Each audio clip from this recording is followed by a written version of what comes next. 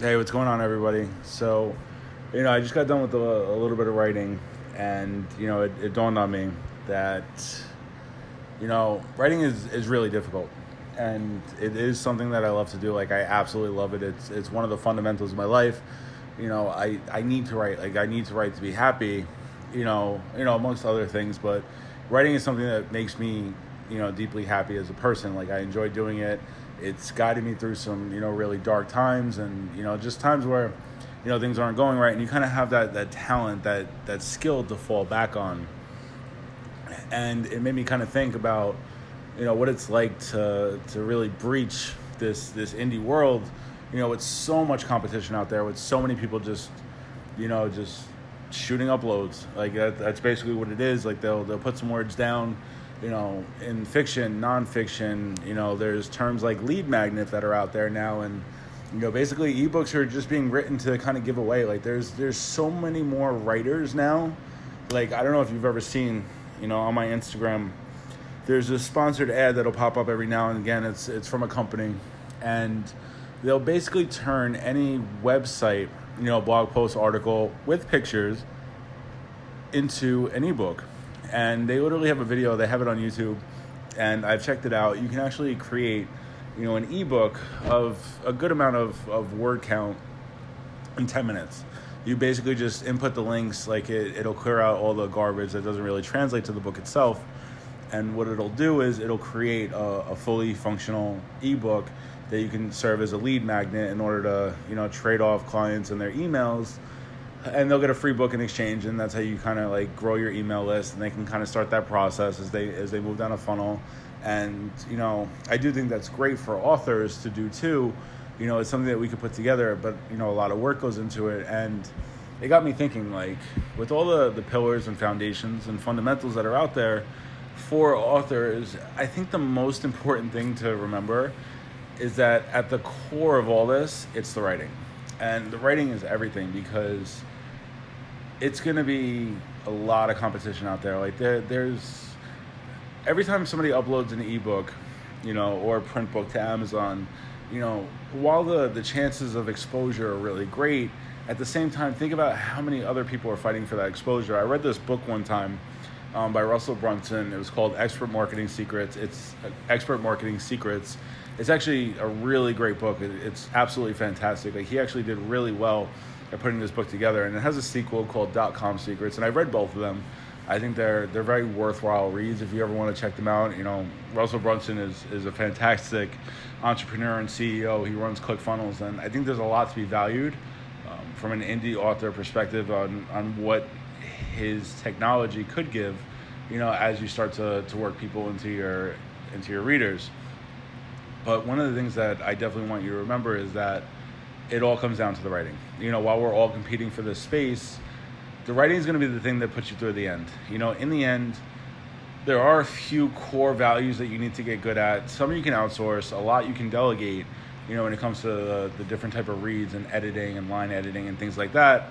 And obviously you do want to train yourself as far as running ads, because it's going to be fundamental, to your long-term success, and just and how you're kind of breaching your exposure level. Because obviously when you're new, Amazon doesn't really have a lot of data on where to put you, and obviously you can select your own categories when you're uploading onto Kindle Direct Publishing, but they don't really have that much to go on you. And that's kind of what the traffic generates. Is like, when you create these ads, you're basically throwing your name out to people that you feel like will fit into your genre and niche, and you're kind of driving traffic towards your book.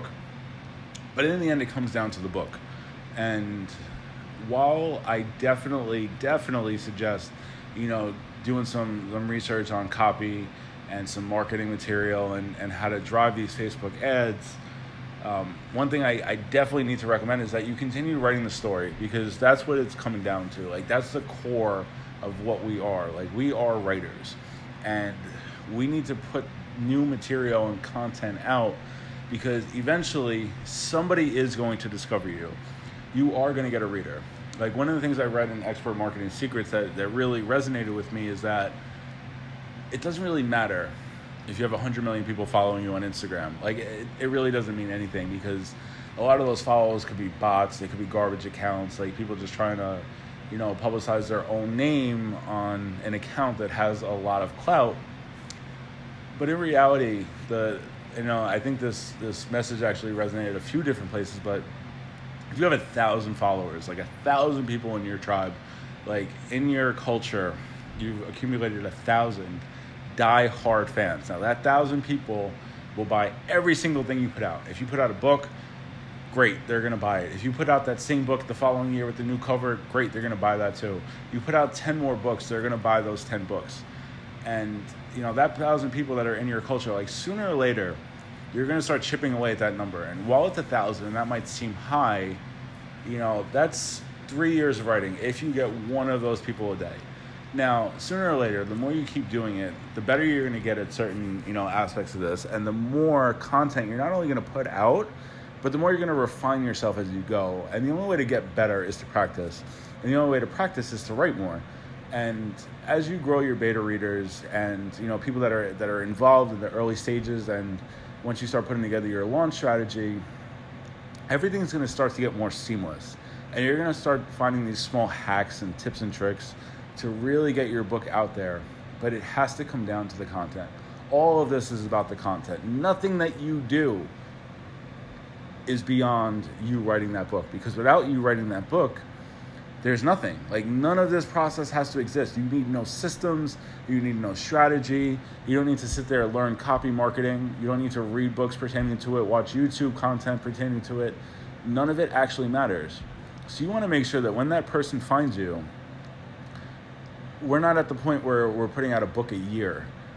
We need to be thinking about a book a month, and maybe a 60-day or 90-day turnaround time, but you need to not only realize that you are the new person in the room and that you have the most to prove, you're going to have to work at that level too, because 2,000 words a night is great.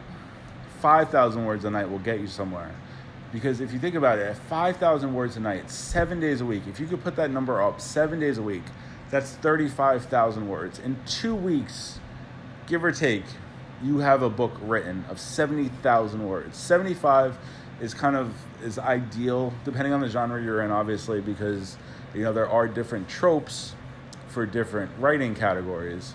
But if you can actually put together the content, the fundamentals, like the DNA of that book in 2 weeks and 1 day's time, so 15 days, you have an entire book written, it can start going through the process, and you can be ready for launch within 45 days. Now, in that time, when this book is off and kind of going through the phase funnel of just putting and piecing it together, making sure that the read-throughs are great and make sure the beta readers like them and the copy editors are doing their thing, and you're putting together a phenomenal series, you're hard at work on your next book already. That's why you have to love this, because it has to matter. People need to read your words, and they need to know that you actually put serious work into that. You don't want to just deliver 10 crap books. You have forgiveness. People will understand if the first one is not perfect. I don't think you really should strive for absolute perfection. I think you should definitely work to make your book look professional. I think that's absolutely where you need to be. Your book needs to have some kind of professional aesthetic to it.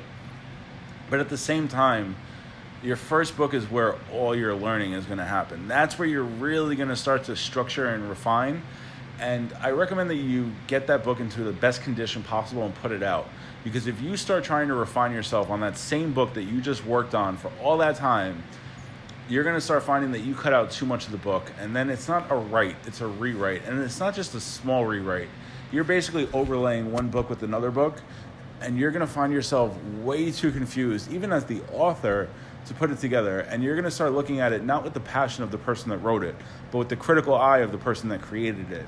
And that's where you're going to wind up scrapping it. And then you're going to start writing a next book, and you're going to tell yourself at your deepest value that this is going to be the book that does it. But you're going to put out the same type of thing, not the same in concept or the same in content. You haven't been able to make the mistakes that you need to make to start to refine this process.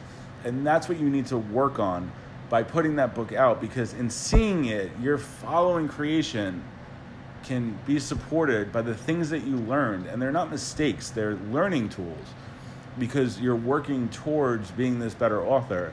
And as you go on, if you follow this rigid pace and you can put yourself on a schedule that you can follow and adhere to, that you're not just creating a number just for you to fail, because nobody wants you to fail. You don't want to fail. This is too tough of a game for you to weaken your own mental strength. Your mental strength needs to be as strong as possible. You literally need to be like a Jedi when it comes to writing, because you are going to be tested to the true limitations of your ability by your own constructive criticism. And that's not even anything. That's, you need to be able to put the book out, and all the work and feedback that you've given yourself and the beta readers have given you and the line editors and copy editors and proofreaders have given you. And remember, somebody might not still buy it. You might still go weeks, if not months, before you see a sale. And then all the marketing twists and tropes are going to get into your head. This is why you must keep writing, because sooner or later, your discovery moment is going to come.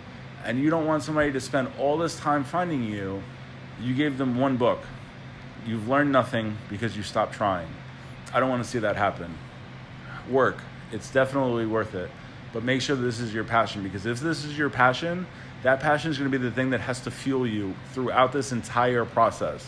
It will get easier, but the challenges will always be there. And when you've conquered old ones, there will be new ones that appear.